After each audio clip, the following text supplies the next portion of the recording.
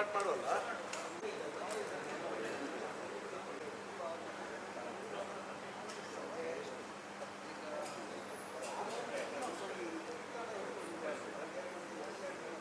ಪತ್ರಕರ್ತ ಮಿತ್ರರು ಹಾಗೆ ದೃಶ್ಯ ಮಾಧ್ಯಮದ ಮಿತ್ರರಿಗೆ ಈ ಕ್ಷೇತ್ರದ ವತಿಯಿಂದ ನಡೆಯುವಂತಹ ಮಂಗಳೂರು ದಸರಾ ಮಹೋತ್ಸವ 2025ರ ದಸರಾ ಮಹೋತ್ಸವದ ಪೂರ್ವಭಾವಿ ಆಗಿ ನಾವು ಏನೆಲ್ಲ ಸಿದ್ಧತೆಗಳು ನಡೀತಿದೆ, ಏನು ಕಾರ್ಯಕ್ರಮಗಳು ಇದೆ ಅನ್ನೋದ್ರ ಬಗ್ಗೆ ಒಂದು ಪತ್ರಿಕಾಗೋಷ್ಠಿ ಇವತ್ತು ಕರೆದಿದ್ದೇವೆ. ಇದಕ್ಕೆ ಬಂದಂತಹ ತಮಗೆಲ್ಲರಿಗೂ ಕ್ಷೇತ್ರಾಡಳಿತ ಸಮಿತಿ ಪರವಾಗಿ ಹೃತ್ಪೂರ್ವಕವಾಗಿ ಸ್ವಾಗತಿಸುತ್ತಿದ್ದೇವೆ. ಇಂದಿನ ಪತ್ರಿಕಾಗೋಷ್ಠಿಯಲ್ಲಿ ನಮ್ಮ ಕ್ಷೇತ್ರದ ಅಧ್ಯಕ್ಷರಾಗಿರುವಂತಹ ಶ್ರೀಯುತ ಜಯರಾಜ್ ಎಚ್ ಸೋಮಸುಂದರಂ ಹಾಗೆ ಪ್ರಧಾನ ಕಾರ್ಯದರ್ಶಿಗಳಾದಂತಹ ಶ್ರೀಯುತ ಪಿ ಮಾಧವ ಸುವರ್ಣ, ಹಾಗೆ ನಮ್ಮ ಕ್ಷೇತ್ರಾಭಿವೃದ್ಧಿ ಸಮಿತಿಯ ಅಧ್ಯಕ್ಷರಾದಂತಹ ಶ್ರೀಯುತ ದೇವೇಂದ್ರ ಪೂಜಾರಿ ಅವರು, ಹಾಗೆ ನಮ್ಮ ಕ್ಷೇತ್ರಾಡಳಿತ ಸಮಿತಿಯ ಸದಸ್ಯರಾದಂತಹ ಶ್ರೀಮತಿ ಕತಿನ್ ಧೀರಜ್ ಅಮೀನ್, ಹಾಗೆ ನಮ್ಮ ಅಭಿವೃದ್ಧಿ ಸಮಿತಿಯ ಉಪಾಧ್ಯಕ್ಷರಾಗಿರುವಂತಹ ಡಾಕ್ಟರ್ BG ಸುವರ್ಣ, ಹಾಗೆ ಕ್ಷೇತ್ರಾಭಿವೃದ್ಧಿ ಸಮಿತಿಯ ಸದಸ್ಯರಾಗಿರುವಂತಹ ಶ್ರೀಯುತ ಚಂದನ್ ದಾಸ್ ಹಾಜರಿದ್ದಾರೆ. ಈ ಪತ್ರಿಕಾಗೋಷ್ಠಿಯನ್ನು ನಾವು ಕರೆದಂತಹ ಉದ್ದೇಶ ಮಂಗಳೂರು ದಸರಾ ನವರಾತ್ರಿ ಮಹೋತ್ಸವ ಈ ತಿಂಗಳ ಸೆಪ್ಟೆಂಬರ್ನ 22ನೇ ತಾರೀಕಿನಿಂದ ಅಕ್ಟೋಬರ್ 2ನೇ ತಾರೀಕಿಗೆ ದಸರಾ ಮೆರವಣಿಗೆ ವಿಜಯದಶಮಿ ದಿವಸ, ಹಾಗೆ 3ನೇ ತಾರೀಕಿಗೆ ಸಮಾಪನಗೊಳ್ಳಲಿದೆ. ಈ ಬಾರಿ ಹಲವಾರು ವಿಶೇಷ ಕಾರ್ಯಕ್ರಮಗಳನ್ನು ನಾವು ದಸರಾದಲ್ಲಿ ಅಳವಡಿಸಿಕೊಂಡಿದ್ದೇವೆ. ದಸರಾ ಅಂದ ತಕ್ಷಣ ನಮಗೆಲ್ಲರಿಗೂ ಗೊತ್ತಿದೆ, ಶಾರದಾ ಮಾತೆಯ ವಿಶೇಷವಾಗಿ ನಾವು ಆರಾಧನೆ ಮಾಡುವಂಥದ್ದು.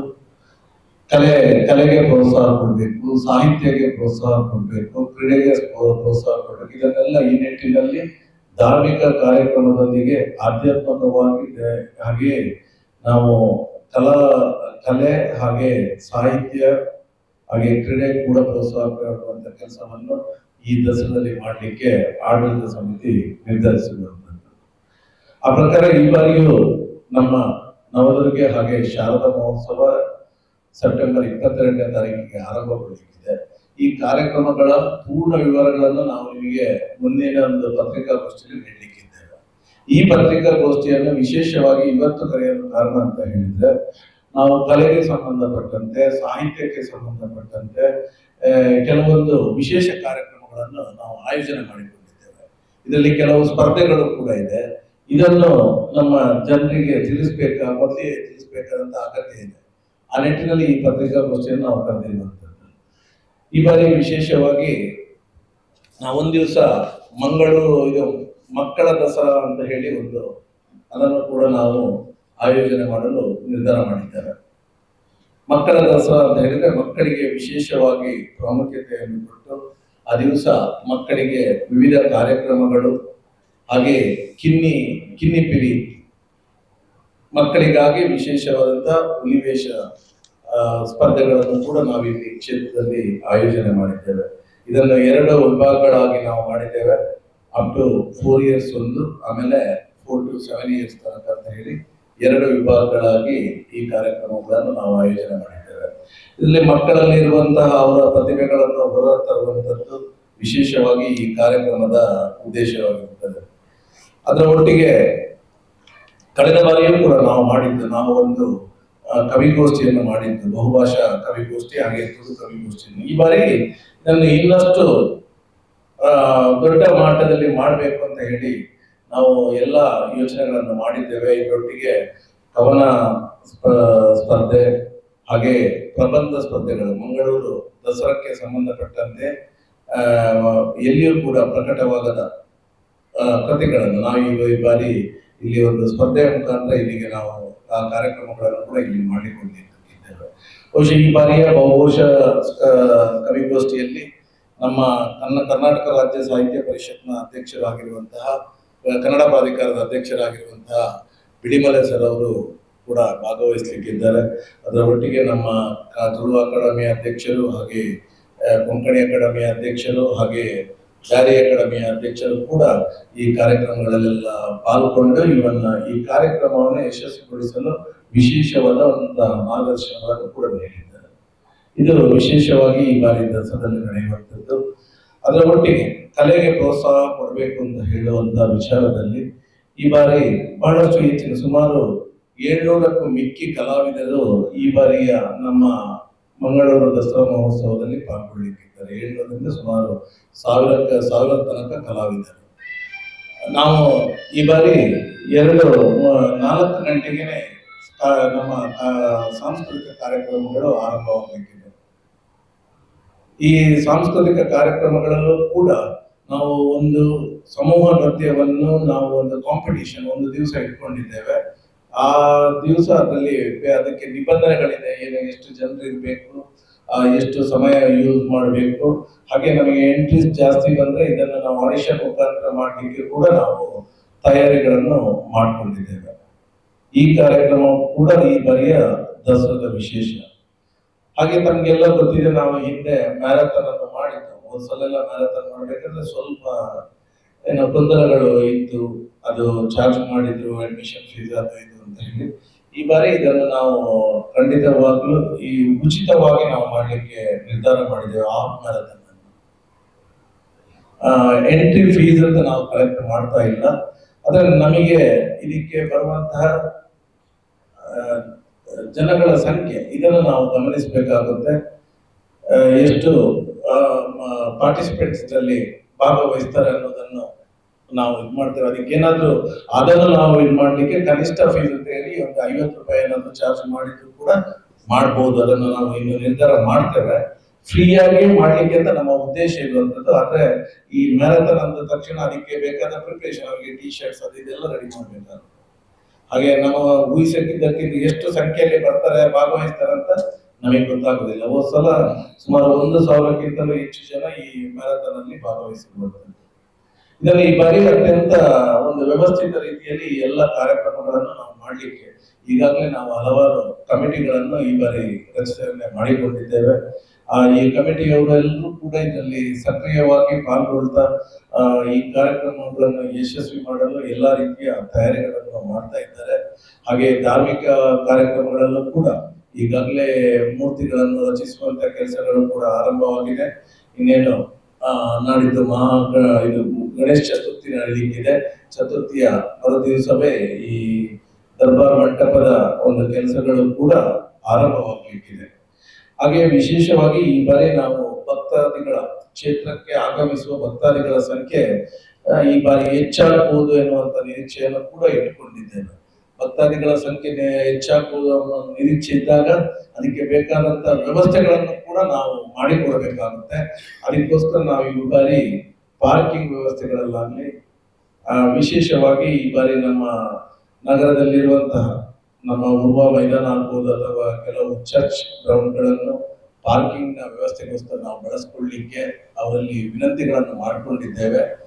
ಅಲ್ಲಿಯೇ ಪಾರ್ಕ್ ಮಾಡಿಕೊಂಡು ಇಲ್ಲಿಗೆ ಅವರಿಗೆ ಸುಗಮವಾಗಿ ಭೇಟಿ ನೀಡಲಿಕ್ಕೆ ಅವಕಾಶ ಮಾಡಿಕೊಡುವಂಥದ್ದು. ಬರುವಂತಹ ಭಕ್ತಾದಿಗಳಿಗೆ ಯಾವುದೇ ರೀತಿಯ ತೊಂದರೆ ಆಗದಂತೆ ಕ್ರಮ ತೆಗೆದುಕೊಳ್ಳಿಕ್ಕೆ ಆಡಳಿತ ಸಮಿತಿ ಹಾಗೆ ಹಲವಾರು ಉಪ ಸಮಿತಿಗಳು ಇದರೊಟ್ಟಿಗೆ ಕೆಲಸ ಮಾಡಲಿಕ್ಕೆ ಇದ್ದಾರೆ.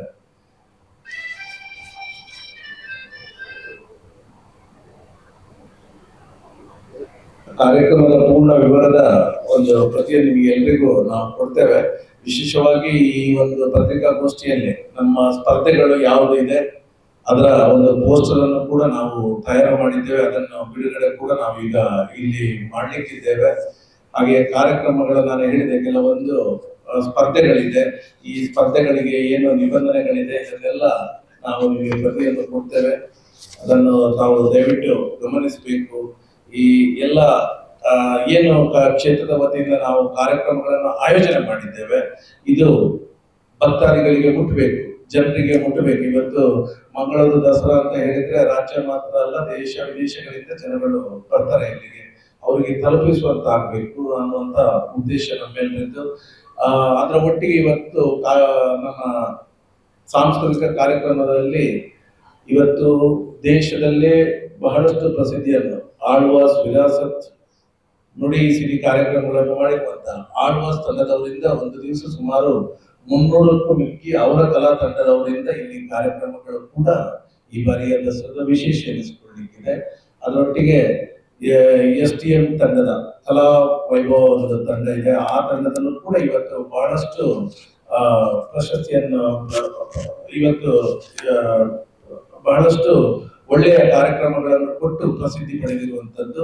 ಅವರ ಕಾರ್ಯಕ್ರಮಗಳು ಕೂಡ ಈ ಬಾರಿ ದಸರಾದಲ್ಲಿ ವಿಶೇಷವಾಗಿ ದಸರಾದ ಮೆರಗನ್ನು ಹೆಚ್ಚಿಸಿದೆ ಅನ್ನುವಂಥ ಮಾತನ್ನು ಹೇಳಲಿಕ್ಕೆ ಇಚ್ಛಿಸಿದ್ದೇನೆ.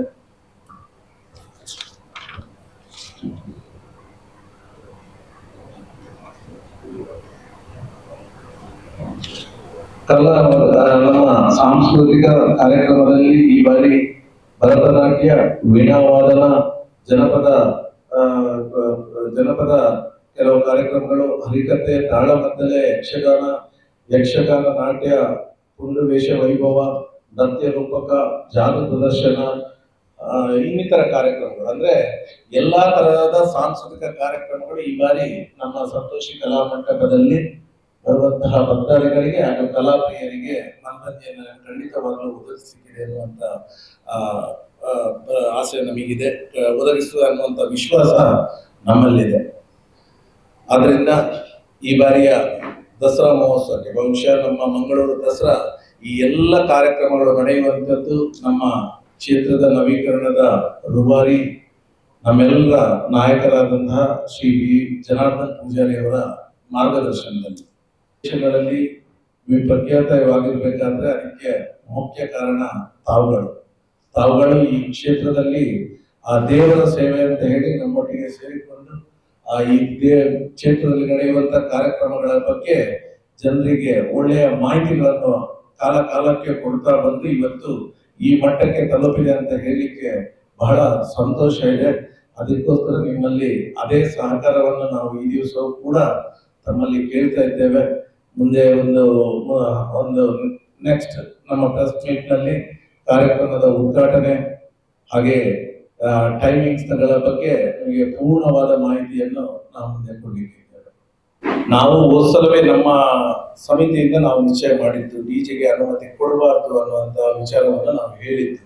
ಆದ್ರೆ ಅದಕ್ಕೆ ಸಂಬಂಧಪಟ್ಟಂತೆ ಬಹಳಷ್ಟು ಪ್ರಯತ್ನವನ್ನು ಪಟ್ಟಿದ್ದು. ಏನೋ 2-3 ಡಿಜೆ ಇದುಗಳು ನಮ್ಮ ಇದರಲ್ಲಿ ಭಾಗವಹಿಸಿದ್ದು ಅನ್ನೋದು ತಿಳಿದು ಬಂತು. ಮತ್ತೆ ಪೊಲೀಸ್ನವರು ಕ್ರಮ ತೆಗೆದುಕೊಂಡಿದ್ದಾರೆ. ಆದ್ರೆ ಈ ಬಾರಿ ಸರ್ಕಾರವೇ ಸ್ಪಷ್ಟವಾಗಿ SOP ಯಲ್ಲಿ ತಿಳಿಸಿದೆ. ಆದ್ರಿಂದ ಈ ಬಾರಿ ಡಿಜೆ ಖಂಡಿತವಾಗ್ಲೂ ಇರುವುದಿಲ್ಲ. ಇದರ ಬಗ್ಗೆ ಯಾವುದೇ ಸಂಶಯ ಬೇಡ. ನಾವು ಮಾಡ್ತೇವೆ. ಈ ಬಾರಿ ನಾವು ಅದೇ ವಿಶೇಷವಾಗಿ ಬರುವಂತಹ ಭಕ್ತಾದಿಗಳಿಗೆ ಈಗ ನಾವು ದೂರದಲ್ಲಿ ಪಾರ್ಕಿಂಗ್ ಅವರಿಗೆ ವ್ಯವಸ್ಥೆ ಮಾಡಿಕೊಟ್ಟಾಗ ಅಲ್ಲಿಂದ ಇಲ್ಲಿಗೆ ಅವರನ್ನು ಡ್ರಾಪ್ ಮಾಡುವಂಥದ್ದು, ಅಲ್ಲಿಗೆ ಕರ್ಕೊಂಡು ಹೋಗಿ ಬಿಡುವಂಥದ್ದು ನಾವು ಕೆಲವೊಂದು ವಾಹನಗಳನ್ನು ಅದರಲ್ಲಿ ನಾವು ಮಾಡ್ತೇವೆ. ಇಲ್ಲಿ ಕ್ಷೇತ್ರದ ವತಿಯಿಂದಲೇ ಮಾಡಿ ಬರುವಂತ ಭಕ್ತಾದಿಗಳಿಗೆ ಅವರು ಕೆಲವೊಮ್ಮೆ ಅವರು ಪ್ರಾಯದವರು ಇರ್ತಾರೆ, ಅವರನ್ನು ಡ್ರಾಪ್ ಮಾಡಿ ಹೋಗ್ಲಿಕ್ಕೆ ಇಲ್ಲಿ ಅವಕಾಶ ಇರುತ್ತೆ. ಆದ್ರೆ ಪಾರ್ಕಿಂಗ್ ಅವಕಾಶ ಇಲ್ಲಿ ಇರುವುದಿಲ್ಲ. ಆದ್ರೆ ಮತ್ತೆ ಅವರಿಗೆ ಹೋಗ್ಬೇಕಾದ್ರೆ ನಮ್ಮ ಬೇರೆ ವಾಹನಗಳಿಂದ ನಾವು ಅವಕಾಶ ಮಾಡಿಕೊಡ್ತೇವೆ.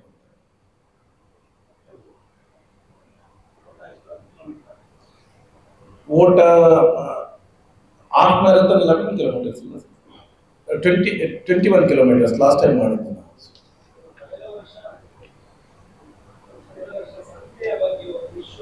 ಹೌದು,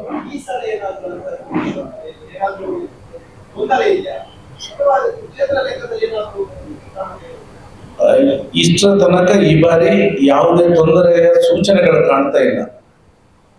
ಖಂಡಿತವಾಗ್ಲೂ ಈ ಬಾರಿ ಒಳ್ಳೆಯ ರೀತಿಯಿಂದ ಇದು ಯಾರಿಗೂ ತೊಂದರೆ ಆಗದ ಹಾಗೆ ನಡೆಯುತ್ತೆ ಅನ್ನುವಂಥದ್ದು. ಹೋದ ಬಾರಿಯೂ ಕೂಡ ಏನಾಗಿತ್ತು ಅಂತ ಹೇಳಿದ್ರೆ ಈ ಸಂತೆ ಮಾಡುವವರು ಅದರಲ್ಲೂ ಕೂಡ ಜಾತಿ ಧರ್ಮವನ್ನು ತರುವಂತ ಒಂದು ಪ್ರಯತ್ನ ನಡೀತಾ ಇತ್ತು. ಇದರಲ್ಲಿ 2 ಪಂಗಡಗಳ ನಡುವೆ ಅವರ ಇದರಲ್ಲಿ ಟೀಮ್ಗಳ ನಡುವೆ ಗೊಂದಲದಲ್ಲಿ ಇದನ್ನು ಏನೋ ಆಗಿ ಹೋಯಿತು. ಅದು ಮತ್ತೆ ಕೋರ್ಟ್ನ ಮೆಟ್ಟಲ್ ಹತ್ತಿರುವಂತದ್ದು. ಕೋರ್ಟ್ನಿಂದ ಏನೋ ಒಂದು ಸ್ಟೇ ಆರ್ಡರ್ ಬಂದು ಸಂತೆಯನ್ನು ಮತ್ತೆ ಸ್ವಲ್ಪ ಗೊಂದಲ ಏರ್ಪಟ್ಟಿತ್ತು. ಆದ್ರೆ ಈ ಬಾರಿ ಖಂಡಿತವಾಗ್ಲೂ ಆ ತರದ ಸಮಸ್ಯೆ ಬರ್ಲಿಕ್ಕಿಲ್ಲ ಅನ್ನುವಂಥದ್ದು ನಮ್ಮ ಭಾವನೆ. ನಾವು ಈಗಾಗಲೇ ಇದರ ಬಗ್ಗೆ ಕಮಿಷನರ್ ಅವರಿಗೆ ಕೂಡ ಮಾತಾಡಿದ್ದೇವೆ. ಸೂಕ್ತವಾದಂತ ವ್ಯವಸ್ಥೆಯನ್ನು ಮಾಡಿಕೊಡ್ಲಿಕ್ಕೆ ನಾವು ಅವರ ವಿನಂತಿಗಳನ್ನು ಮಾಡಿಕೊಂಡಿದ್ದೇವೆ. ನಮ್ಮ ಈ ಸಂತೆ ಒಂದು ನಮ್ಮ ತುಳುನಾಡಿನ ಯಾವುದೇ ಜಾತ್ರೆ ಇದರಲ್ಲಿ ನೋಡ್ಬೇಕಾದ್ರೆ ಸಂತೆ ಕೂಡ ಅದರದೊಂದು ಅಂಗ ಪಾರ್ಟ್ ಆಗಿದೆ ಇವತ್ತು. ಅದು ಆ ಜಾತ್ರೆ ಹಿರಿಮೆಯನ್ನು ಹೆಚ್ಚಿಸುವಂಥದ್ದು. ಸಂತೆ ಇಲ್ಲ ಅಂತ ನಾವು ಹೇಳ್ತಾ ಇಲ್ಲ, ಸಂತೆ ಇದೆ. ಈಗ ನಾವು ನಮ್ಮ ಪ್ರೈವೇಟ್ ನಮ್ಮ ಪಾರ್ಕಿಂಗ್ ಜಾಗದಲ್ಲಿ ಒಂದು ಕಡೆ ನಾವು ಸಂತೆಯನ್ನು ನಾವು ಇನ್ನಿಂದಲೂ ಕೊಡ್ತಾ ಇದ್ದೀವಿ. ಹಾಗೆ ನಮ್ಮ ದ್ವಾರದ ಒಳಗಡೆಯಿಂದ ನಾವು ರಸ್ತೆ ಎಡಬದಿ ಒಂದು ಬದಿಯಲ್ಲೂ ಕೂಡ ಅಂಗಡಿ ಮಟ್ಟುಗಳಿಗೆ ಅವಕಾಶ ಇರುವುದಿಲ್ಲ. ಈಗ ದ್ವಾರದ ಒಳಗಡೆ ರಸ್ತೆ ಬದಿಯಲ್ಲಿ ಮೇನ್ ರೋಡ್ ನ ಬದಿಯಲ್ಲಿ ರಸ್ತೆಗಳಿಗೆ ಕಾರ್ಪೊರೇಷನ್ ಅವರು ಏನು ಕಂಡೀಷನ್ ಹಾಕಿ ಕೊಡ್ತಾರೆ ಅದರ ಪ್ರಕಾರ ನಾವು ಸಂತೆಯನ್ನು ಮಾಡ್ತೇವೆ.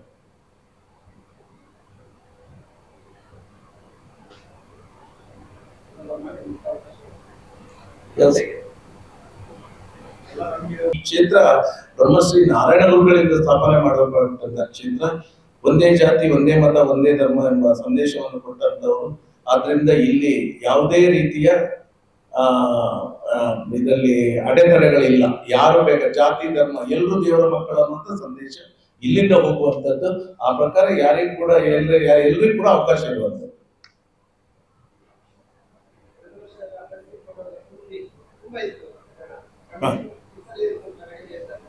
ಇಲ್ಲ ಇಲ್ಲ, ಖಂಡಿತವಾಗ್ಲೂ ಇಲ್ಲ. ಇವತ್ತು ಪ್ರೆಸ್ ಮೀಟ್ ಆಕ್ಚುಲಿ ನಾವು ಇವತ್ತಿಗೆ ಮಾಡ್ಕೊಂಡಿದ್ವಿ. ನಾಳೆ ಗೌರಿ ಪೂಜೆ ಇದೆ, ನಾಡಿದ್ದು ಗಣೇಶ ಚತುರ್ಥಿ ಇದೆ. ನಮ್ಮ ಏನು ಕಾಂಪಿಟಿಷನ್ಸ್ ಗಳು ಏನಿದೆ ಇದನ್ನು ಜನರಿಗೆ ತಲುಪಿಸಬೇಕೆನ್ನುವ ಉದ್ದೇಶ ಒಂದು ತರಾತುರಿಯಲ್ಲಿ ಕರೆದಿರುವಂತದ್ದು. ನಾವು ಕೂಡ ಇವತ್ತಿಗೆ ಎಲ್ಲ ಪ್ರಿಪರೇಷನ್ ಮಾಡಿಕೊಂಡಿದ್ದೇವೆ ಅಂತ ಹೇಳಿದ್ರೆ ಇಲ್ಲ, ಇದನ್ನು ನಿಮ್ಮ ನಾಳೆ ಗೌರಿ ಪೂಜೆ ಇರುತ್ತೆ, ಎಲ್ರಿಗೂ ಬರ್ಲಿಕ್ಕೆ ಆಗೋದಿಲ್ಲ ಅನ್ನುವಂತ ಒಂದು ಮಾಹಿತಿ ಪತ್ರಕರ್ತ ಮಿತ್ರರಿಂದ ಬಂದಿದೆ. ಅದಕ್ಕೋಸ್ಕರ ತರಾತುರಿಯಲ್ಲಿ ಈ ಪತ್ರಿಕಾಗೋಷ್ಠಿಯನ್ನು ಕರೆದಿದ್ದೇವೆ. ಮುಂದಿನ ದಿವಸಗಳಲ್ಲಿ ನಾವು ಖಂಡಿತವಾಗ್ಲೂ ಪೂರ್ಣವಾದ ವಿವರವನ್ನು ನೀವು ಹೇಳಿದಾಗೆ ಎಲ್ಲ ಬೇಕಾದಷ್ಟು ಸದಸ್ಯರು ಈ ಬಾರಿ ವಿಶೇಷವಾಗಿ ಕಮಿಟಿಗಳನ್ನು ಕೂಡ ಮಾಡ್ಕೊಂಡಿದ್ದಾರೆ. ಆ ಕಮಿಟಿಯವರು ಕೂಡ ಈ ಕಾರ್ಯಕ್ರಮಗಳನ್ನು ಯಶಸ್ವಿ ಮಾಡಬೇಕು ಅಂತ ರಾತ್ರಿ ಹಗಲು ಕೆಲಸ ಮಾಡ್ತಾ ಇದ್ದಾರೆ.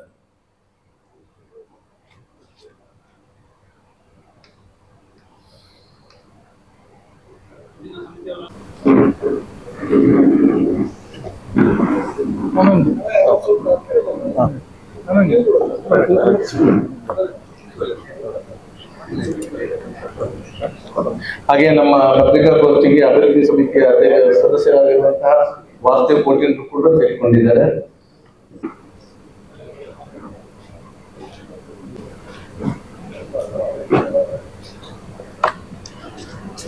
ಸ್ಪರ್ಧೆಗಳ ಬಗ್ಗೆ ಇದರಲ್ಲಿ ಈ ಪೋಸ್ಟರ್ನಲ್ಲಿ